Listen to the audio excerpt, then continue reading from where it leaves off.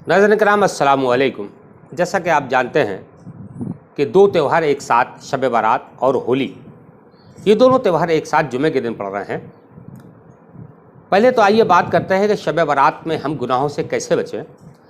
आज के हाईटेक दौर में इंसान जो है मोबाइल का कीड़ा हो चुका है। वही मुफ्ती, वही काजी, वही आलिम, वो जो भी ऑप्शन है उसे डाल करके देख लेते हैं, जबकि ये नहीं पता है कि मोबाइल में अपडेट किसने किया है। हमको चाहिए कि अपने आलिम दीन, मुफ्ती या कोई मोअज़्ज़िज़ मोअतबर जो दीन से वाकिफ़ हो, इसकी मालूमात कर लें। बेधड़क कह देते हैं कि साहब कब्रिस्तान जाना कहाँ से साबित है। आज तो एक सेंटर बना लिया है कि आका नबी करीम सल्लल्लाहु ताला अलैहि वसल्लम जो हुक्म दिया है उसको भी माज़अल्लाह मानने से इनकार कर देते हैं। अब तो देखा यह गया है कि नौजवान हमारे, हम दूसरे की बात नहीं करते, हमारे नौजवान मुस्लिम बच्चे शाम को बाइक ले लेते हैं, 3-3 4-4 आदमी उस पर बैठ करके स्पीड में गाड़ी चलाते हैं। तो लिल्लाह इन गुनाहों से बचें। ये रात हमारे तौबा की रात है, हमारे बख्शिश की रात है। हमको इस तरह रायगन नहीं करना चाहिए। कब्रिस्तान जाने का सबूत आइए उम्मुल मोमिनीन हज़रत आयशा सिद्दीक़ा रज़ियल्लाहु ताला अन्हा से रिवायत करते हैं।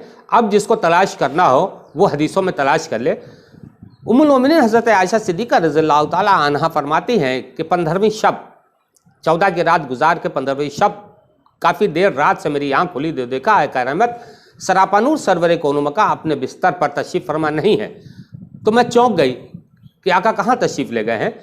फिर काफ़ी देर इंतज़ार करने के बाद आपने सोचा कहीं फरागत के लिए गए होंगे, लेकिन काफ़ी देर इंतज़ार करने के बाद जब आका तशरीफ़ नहीं लाए तो उम्मुल मोमिनीन हज़रत आयशा सिद्दीक़ा रज़ियल्लाहु ताला अपने हुजरात से बाहर तशरीफ़ लाएँ। तमाम तलाशियाँ, लेकिन आका के दीदार ना हो सके। तो आप बकी की तरफ, ये एक कब्रिस्तान है जहाँ आका रहमत सरापानूर के ख़ानदान रिसालत के चश्मो चराग भी वहाँ हैं और सीना फ़ातिमा ज़हरा सलामुल्लाह अलैहा, हज़रत इमाम हसन भी जलवा फरमा है। आज उसको हम जन्नतुल बकी कहते हैं। तो आपने देखा कि दूर से मेरे आका नबी पाक सल्लल्लाहु ताला अलैहि वसल्लम कब्रिस्तान बकी में जलवागर हैं और देर रात तीसरा पहर के करीब हो गया है और आप जो है रो रो कर अपनी उम्मत की दुआ कर रहे हैं। यहाँ से कब्रिस्तान जाना और अपने मुर्दों की मग़फ़िरत साबित हो जाती है। अब हम लोग करते क्या है कि सरे शाम मगरिब के बाद गाड़ी उठाई, हूँ कर करके कब्रिस्तान पहुँचे, इतना मोटा मुट्ठा अगरबत्ती का लिया और जा करके पूरे सिरियाने इधर उधर सब कब्रों पर लगाया है। कतई इन गुनाहों से बचिए और दूसरे को भी बचाइए, क्योंकि जिस तरह आका रहमत सरापानूर सरवर कौनो मका ने सब्ज़ टहनी रख करके कब्रों पर यह बताया था कि हर चीज़, जानदार चीज़ अल्लाह का जिक्र करती है और इससे रूह को सुकून मिलता है।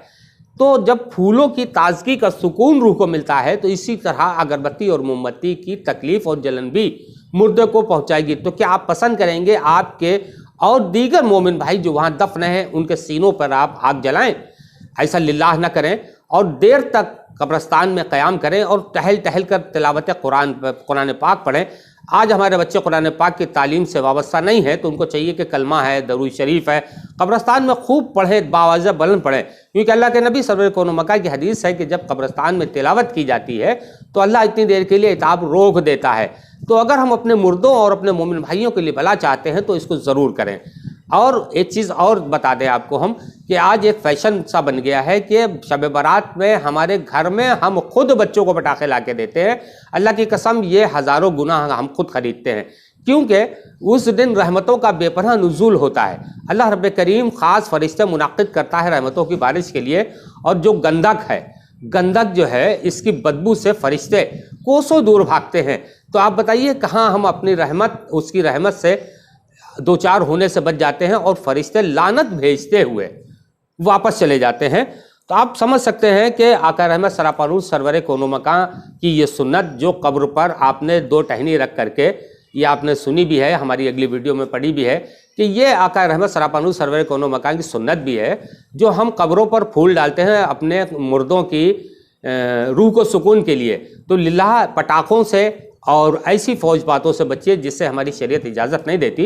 दूसरी एक अहम चीज़ ये है कि कोशिश कीजिए कि जैसे कि 12 साढ़े 12 बजे तक रंग चलता है, मैं अपने हिंदू भाइयों से एक गुजारिश करूंगा दस्तबस्ता कि हमारा हिंदू मुस्लिम भाईचारे का जो एकता का वो बना हुआ है, इसको लिल्लाह बनाए रखिए। मुसलमान भी ध्यान रखें और हिंदू बच्चे भी ध्यान रखें, भाई हमारे ध्यान रखें, क्योंकि हमारा मुल्क एक मरकज़ है हिंदू मुस्लिम एकता का।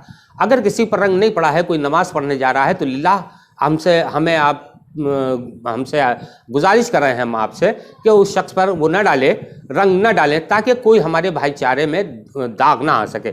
दूसरी अहम चीज़ ये है कि हमको चाहिए कि जिधर रंग चल रहा हो और नमाज के लिए जा रहे हो, देखिए ये दोनों तरफ से होगा, और दुश्मन चाहता यही कि हमारे मुल्क के माहौल को बिगाड़े, और हम अल्हम्दुलिल्लाह हिंदुस्तानी हैं, हम अपने हिंदुस्तान की सभ्यता पर आंच नहीं आने देंगे। हम हिंदू मुस्लिम दोनों से ये अपील करते हैं कि आप हिंदू भाई हमारे खूब होली सेलिब्रेट करें, मुसलमान शब बारात का वो करें, और शब बारात जब कब्रिस्तान जाए तो देर रात से जाने का हुक्म है, आप भी देर रात से जाइए, ताकि आप देर रात तक वहाँ रहिए, आपको भी सुकून मिलेगा। इसलिए कि जब हम कब्रिस्तान जाते हैं तो मुझे याद रहता है कि मुझे भी कब्रिस्तान आना है। तो लिल्लाह इन चीज़ों से बचिए, इन खुराफात से बचिए, और एक बात का ध्यान रखिए, पटाखों से बहुत परहेज कीजिए, क्योंकि इसी गंदक की बदबू से, और हम अरे वो 2 बच्चे हैं जला लेंगे तो क्या, ये कब्र में जाके इतना बड़ा अजाब बनेगा हमारे तुम्हारे लिए कि हम जवाब नहीं दे पाएंगे। अरे वो बच्चा है कर लें, तो बच्चा कहता है गू खा लो तो उसे भी खा लेना चाहिए। अगली वीडियो में बताएंगे कि सैयदना वैसे करनी ने अपने दांत तोड़े कि नहीं तोड़े, और हलवे पर ये नज़र क्यों दिलती है। अस्सलामु अलैकुम।